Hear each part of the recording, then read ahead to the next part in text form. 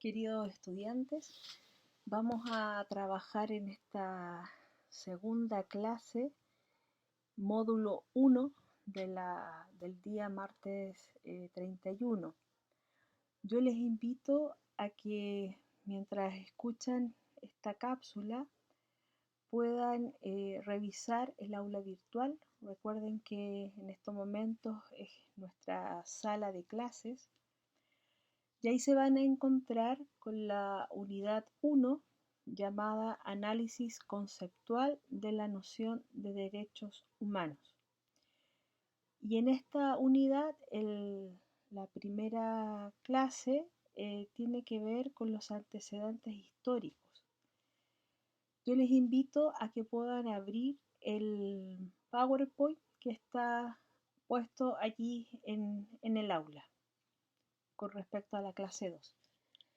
Si ustedes lo abren, se van a encontrar con lo que les decía, esta nomenclatura de antecedente histórico, en el sentido que los derechos humanos, o sea, como Declaración Universal de los Derechos Humanos, se aprueba el año 1948 por las Naciones Unidas, entre ellas Chile.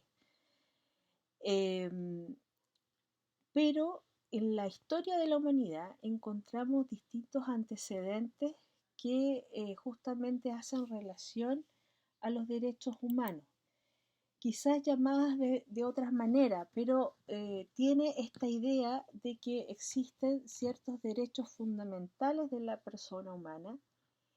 En otros momentos se llamó también derechos ciudadanos o derecho público, libertades fundamentales o garantías individuales. Con todos estos nombres podemos descubrir a lo largo de la historia esta idea de derechos humanos. Bueno, cuando hablamos de noción de derechos humanos, quizás lo que nos llame la atención es por qué se le llaman humanos o existen algunos otros seres que tengan derechos. Propiamente son los humanos los que tienen se le llama derechos, aunque se habla también de derechos de los animales, por ejemplo, pero están en razón de cómo nosotros, los seres humanos, nos comportamos con los animales.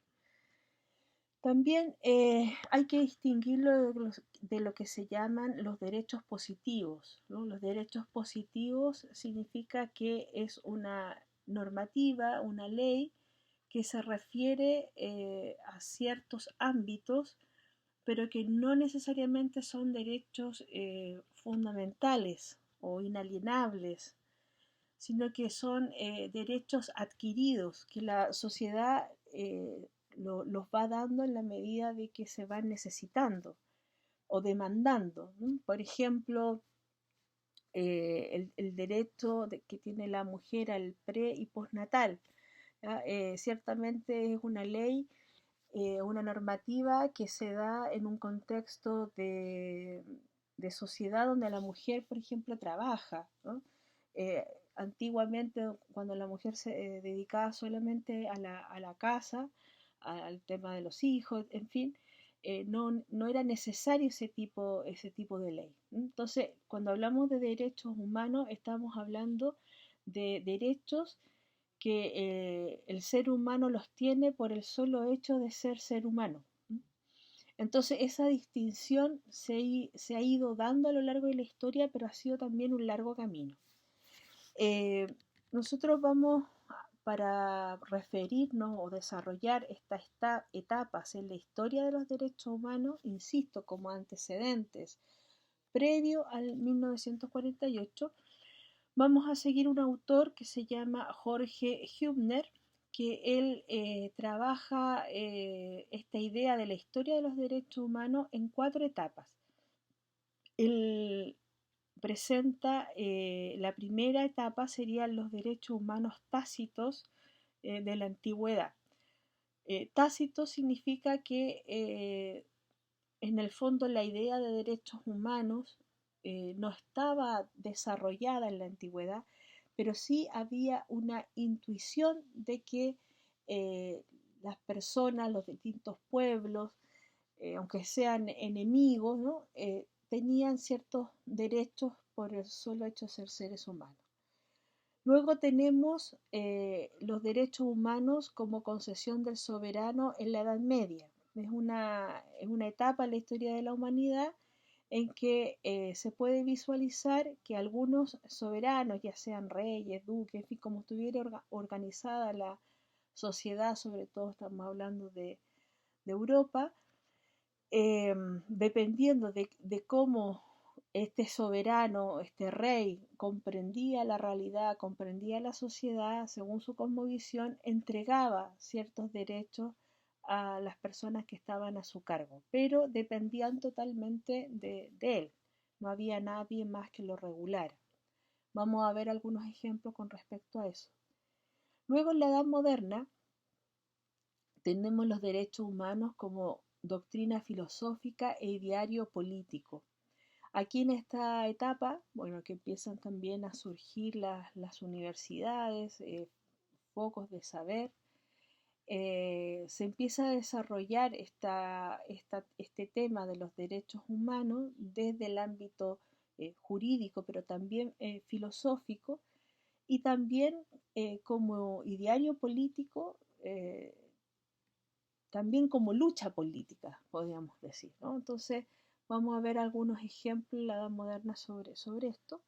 Y por último serían los instrumentos internacionales contemporáneos sobre derechos humanos, que ya se inicia con la proclamación de la Declaración de 1948 y luego el resto de derechos que nosotros conocemos quizás como los derechos del niño, como los derechos de la mujer, derechos de los jóvenes también.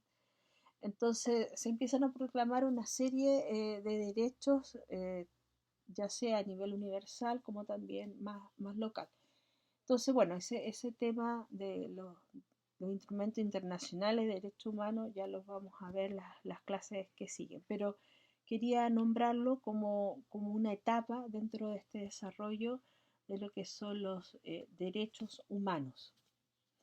Bien, simplemente, bueno, ustedes visualizando el PowerPoint se van a encontrar con algunos ejemplos de lo que decía este autor de la antigüedad, donde más bien hay derechos tácitos, ciertas intuiciones.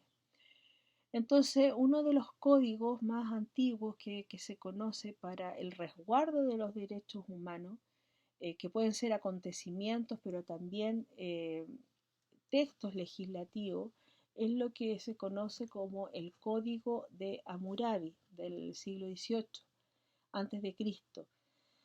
Estas leyes están estampadas, por así decirlo, en rocas, en ese tipo de instrumentos.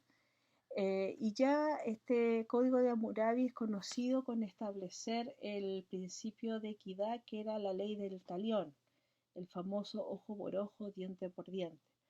Quizás esta legislación muchas veces ha sido sinónimo como de algo muy primitivo, pero en el fondo establece, como decía, un principio de equidad, ¿no? Es decir, si alguien le robaba a otro un cabrito, por ejemplo, no le podía quemar la casa, ¿no? O sea, en el fondo establecía cierta equidad allí frente a las relaciones y a los aspectos, a las cosas que sucedían. Entonces ya ponía un límite, que era, bueno, en su tiempo, por supuesto, pasa la historia, ¿no? Por eso mismo. Luego, más adelante, en el siglo V antes de Cristo, tenemos el llamado cilindro de Ciro, que este rey lo que hacía digamos, con este también texto legislativo impreso en este cilindro, bueno, que él legitima sus conquistas y toma medidas para ganarse el favor de sus nuevos súbditos. Y en general lo que permitía era que estos súbditos, estas personas que, si bien es cierto, eran conquistadas, estos pueblos por él, pero les permitía continuar viviendo en sus territorios y también practicando sus propias costumbres y también sobre todo su religión. Este rey Ciro incluso aparece en los textos bíblicos porque permite a los israelitas salir del exilio en Babilonia y volver a su tierra. Entonces, allí también es un antecedente tanto de un acontecimiento, que sería las conquistas de este rey, pero también estas conquistas quedan establecidas, ¿no es cierto? La forma de operar queda establecido en este cilindro, en este, podemos decir, texto legislativo. También tenemos, bueno, en el mismo pueblo hebreo también tiene sus leyes que se conocen como la Torá. Entonces aparece, digamos, una serie de legislaciones, de normativas que son conocidas como los 10 mandamientos, pero que tienen muchísimas más leyes y estas leyes estaban plasmadas como también leyes sociales. ¿Ah? Por ejemplo, cuando se refiere al trabajo, dice 6 días trabajarás y harás todos tus trabajos, pero el día séptimo es ese día de descanso para Yahvé tu Dios. Claro, tiene que ver con temas religiosos, pero también con temas sociales. ¿Ya? Por ejemplo, en cuanto al tema laboral, dice que por lo menos una vez a la semana todos descansan. Y dice lo siguiente, no harás ningún trabajo, ni tú, ni tu hijo, ni tu hija, ni tu siervo, ni tu sierva, ni tu ganado, o sea, incluso descansar a los animales, ni el forastero que habita en tu ciudad. Entonces, de alguna manera aparecen estas legislaciones normativas como no matarás, no robarás, no darás falso testimonio contra tu prójimo, no codiciarás la casa de tu prójimo, etc. Entonces, una serie de estas normativas que todos los seres humanos tenían que cumplir y también todos los seres humanos gozaban de esto. Por ejemplo, también tenemos el libro de los muertos de la civilización egipcia, donde podemos encontrar la declaración que hacía una persona cuando se presentaba al tribunal divino. Entonces, por ejemplo, lo que decía, ¿no? O la defensa que encontramos en estos libros que datan del 1550 a.C., eh, es esto, ¿no? Como un certificado de buena conducta, donde dicen, no hice el mal, no obligué como superior a trabajar para mí durante todo el día a mis criados, no hice maltratar a un esclavo por ser superior a él, no lo abandoné al hambre, no le hice llorar, no maté, etcétera, ¿no es cierto? O sea, en el fondo es decir, yo en mi vida respeté ciertos derechos fundamentales con mis esclavos. Ahora, cuando aparece el cristianismo, primero, bueno, en la zona ahí de Israel, pero que después se despliega por todo Occidente, también aparecen ciertos rasgos de derechos humanos. Eh, la predicación de Jesús tiene que ver con esto, con amad a vuestros enemigos y rogad a los que os persigan, es decir, todas las personas en el fondo tienen estos mismos derechos, o sea, todas las personas, por muy despreciables que sean, gozan de ciertos derechos fundamentales. Y esto se basa en el hecho que dice él que el Padre Celestial hace salir su sol sobre malos y buenos, y llover sobre justos y injustos, ¿no? Entonces, ahí aparece una igualdad, una equidad de todos los seres humanos que no distingue de religiones ni tampoco distingue sobre lo que son los forasteros. Ahora, en la Edad Media, la influencia del cristianismo aparece también como una paradoja. O sea, por un lado, hay una defensa de los derechos de la persona porque se descubre o se fundamenta toda la vida social en que hay una dignidad del ser humano como hijo de Dios. De hecho, Santo Tomás, uno de los autores más influyentes de la época, dice, la persona es lo más digno de toda la naturaleza. Por lo tanto, su respeto es para todos. Sin embargo, por ejemplo, sabemos de la lucha de la cristiandad, ¿no? Debido a la unión Iglesia-Estado, por ejemplo, las cruzadas, ¿no es cierto? Esto de luchar por los lugares santos, aparecía como que era lo más cristiano que podía tener un caballero, era matar a un moro, o a un no cristiano. Entonces aparecen estas paradojas, o sea, por un lado está esta convicción fuerte de que que toda persona es digna, que toda persona es hecha imagen y semejanza de Dios, pero en esta lucha política, de alguna manera se enceguece el mundo cristiano o parte del mundo cristiano y en el fondo, por un lado, defiende los derechos humanos, pero por otro lado también los vulnera. Ahora, esto, como decíamos, en la Edad Media va a depender del legislador, del rey, del soberano que está en ese momento a cargo. Ejemplo paradigmático de este tiempo de resguardo del derecho humano a nivel legislativo es lo que hace el rey Alfonso IX en el año 1188, donde escribe un decreto que se llamó Decretos de la Curia Regia.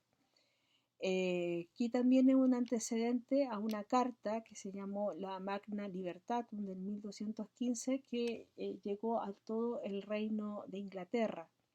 Y en esta carta lo que se protegían eran las garantías relativas a la libertad de la persona y temas de carácter procesal.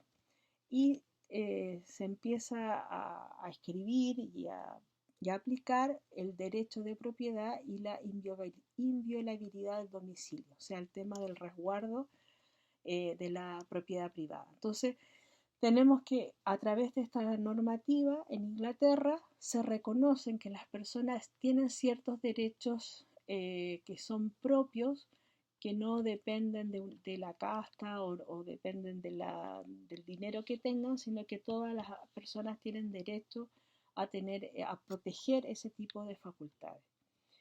Decíamos que la época moderna más bien tiene que ver con un ideario político y también filosófico, y se empieza a descubrir nuevas nomenclaturas y se empieza a hablar de derecho natural. Estamos en una época en que se descubre América. Entonces, por ejemplo, la Escuela de Salamanca, que es una universidad muy antigua en España, ellos empiezan a hablar de derecho natural. Entonces empiezan a fundamentar los derechos humanos en la naturaleza del ser humano. Dice, si todos los hombres comparten la misma naturaleza, también comparten los mismos derechos. Y esto en razón del descubrimiento de América, de la conquista, donde los profesores de la Escuela de Salamanca señalaban de que los aborígenes tenían derecho a la tierra porque ellos ya estaban aquí en la tierra. Entonces los conquistadores no podían repartirse las tierras así simplemente. Y justamente, ahora, el fundamento, ¿de dónde surgía el fundamento? Que tanto los pueblos nativos como el conquistador, como el español, eran seres humanos que gozaban de una naturaleza, y si gozan de la misma naturaleza, o sea, se reconocen como seres humanos, entonces, por supuesto, tienen los mismos derechos. Ahora, esto mismo, en esta misma línea, por ejemplo, de la Escuela de Salamanca, tenemos a este personaje, Bartolomé de las Casas, que justamente protege a los indígenas como criaturas racionales, como seres humanos, y por lo tanto cobijados por el derecho natural. Ahora, posteriormente, cuando ya empiezan los pueblos de América a realizar sus procesos de independencia, tenemos la Declaración de Virginia del año 1776, que allí se plasman lo que son los valores de la independencia de los Estados Unidos, y justamente tienen que ver con reconocer que todos los seres humanos tienen ciertos derechos fundamentales, independientes si son ingleses, si son criollos propios del lugar. Entonces, esta Declaración de Virginia, por ejemplo, señala lo siguiente: reconocemos como evidentes por sí mismas estas verdades, que todos los hombres fueron creados iguales, que están dotados por su creador de ciertos derechos inalienables, o sea, inalienables que nadie se los puede quitar, que entre estos está la vida, la libertad y la búsqueda de la felicidad, que para asegurar estos derechos fueron instituidos entre los hombres los gobiernos cuyos poderes derivan del consentimiento de los gobernados. Es decir, la, la estructura política de gobierno en el fondo no crea una casta política, sino lo que hace es justamente que esta estructura política está al servicio, ¿ya?, de todos los seres humanos que son iguales en derechos, etcétera, etcétera. Lo mismo la Revolución Francesa, unos años después, en el 1789, los textos, ¿no es cierto?, legislativos o de principios que ellos plantean se parecen.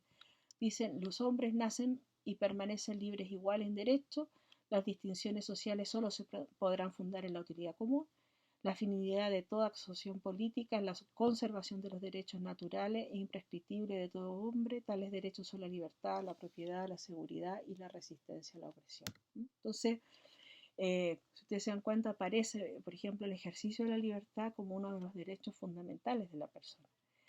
Y finalmente, llegamos a lo que es la Declaración de los Derechos Humanos de 1948, donde en su primer artículo es muy parecido a lo que veíamos de lo que es la Declaración de Virginia o la Declaración de la Revolución Francesa, donde señala que todos los seres humanos nacen libres e iguales en dignidad y derechos, y dotados como están de razón y conciencia, deben comportarse fraternalmente los unos con los otros. Entonces, bueno, hasta acá una panorámica sobre lo que es la historia de los derechos humanos, algunos hechos que es necesario conocer para darnos cuenta que la declaración no surge de la nada, o sea, tiene antecedentes históricos. Recuerden que la Declaración de los Derechos Humanos es del año 1948. Todo lo que es antes de esa fecha lo consideramos como antecedente. Bien, entonces si ustedes ven en el aula aparece la tarea número 2 correspondiente al módulo 1 de este día 31. Entonces, ¿cuál es la actividad? Bueno, revisar la cápsula, esto que estoy diciendo ahora, y el PowerPoint que yo les decía que era importante que lo revisaran. Junto con eso, también está puesta allí en el aula una dirección web sobre un cortometraje que tiene las Naciones Unidas, justamente, que se llama ¿Qué son los derechos humanos? Es un video que está muy bien hecho y que también presenta los antecedentes a la Declaración Universal, pero también presenta algunos acontecimientos posteriores. Cuidado allí porque a veces algunos me trabajan como antecedente, no sé, Martin Luther King, y Martin Luther King es posterior a la Declaración del 48. Algunos me dicen antecedente de los derechos humanos, la dictadura de Pinochet, eso es del año 1973. Estamos hablando de antecedentes de resguardos, ¿no?, que muchas veces tienen que ver o se plasman en temas legislativos o en textos legislativos. Entonces, ¿cuál es, digamos, la descripción de la actividad? Dice, uno, desarrollar un antecedente histórico, según está puesto con mayúscula, negrita, un antecedente histórico de resguardo y o legislativo de la Declaración Universal de los Derechos Humanos de 1948, aquellos que he dicho o que aparecen en el video. Elija uno de aquellos presentados en el PowerPoint o el cortometraje. Entonces, ¿qué es lo que tienen que hacer ustedes? Elegir, ya sea, por ejemplo, le decíamos el Código de Hammurabi, el Cilindro de Ciro, la Declaración de Virginia de Estados Unidos, en fin, lo que ustedes quieran, usando, dice, bibliografía complementaria que pueda encontrar en la red citando adecuadamente, ¿ya? O sea, la idea es que ustedes tomen alguno de estos acontecimientos, hagan una pequeña búsqueda y eso lo puedan desarrollar en no más de una página, ¿no?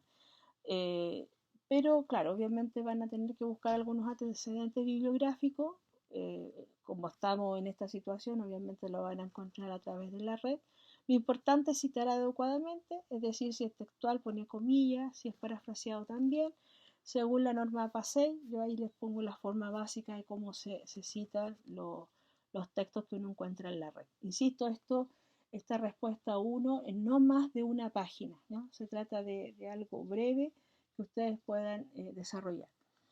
Y la segunda pregunta tiene que ver con el video, con este cortometraje, y allí una sola pregunta: ¿qué relación se debiera dar entre los derechos humanos y un ciudadano? O sea, en el fondo el video dice, bueno, plantea esta temática, o sea, de quiénes son los responsables de que estos derechos humanos se vivan, ¿no? O sea, los grandes legisladores, ¿quién? Entonces ellos ponen ahí qué relación tiene un ciudadano, una persona común y corriente con estos derechos humanos. Bueno, ¿qué relación es la que debiera darse según lo que plantea el video?